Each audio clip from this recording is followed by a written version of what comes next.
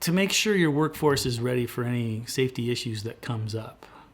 The training techniques with the advent of the new internet and with technology can make the training process more interactive.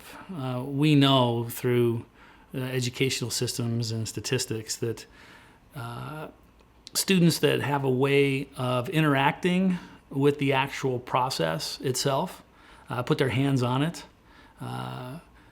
You'll even get journeymen to take their apprentices out to valves, to just open a routine manual valve that is of a basic understanding and comprehension. But when it was done to me, and the journeyman took me out to open a 12-inch valve, and he said, put your hands, all right, put your hands on the body of this valve after you open it, which I did. And the power that I felt flowing through that valve is something that's still with me today. It's tactile.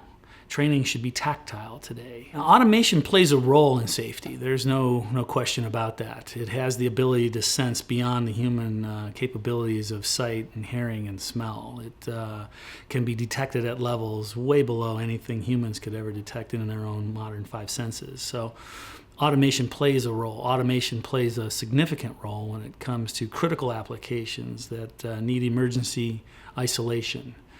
That require system shutdown, that will blow off and divert processes away from problem areas.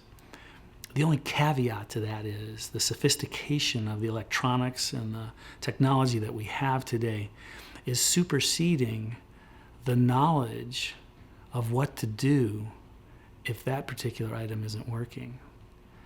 You know, the old vets, the peppered seasoned veterans can understand a system, and if a transmitter isn't working right, they can bypass the transmitter and know how to mechanically manipulate the process so that they get the same result, productivity, but they've isolated the problem.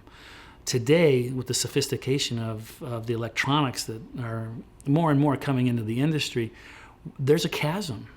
The new man will come in who's completely coherent and on top of what's going on with the current state of electronics. But if that electronics doesn't work, he doesn't know what to do. So it's a very delicate blend that we're talking about here. The human factor has to be coupled with the automation and the technology, and the two of them have to coexist in the system today.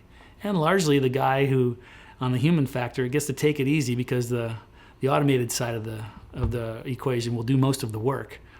But when the guy does have to get up and actually go attend to what's going on out there, he has to be trained, he has to be safe, he has to understand what the consequences are of his actions and know how to save the process.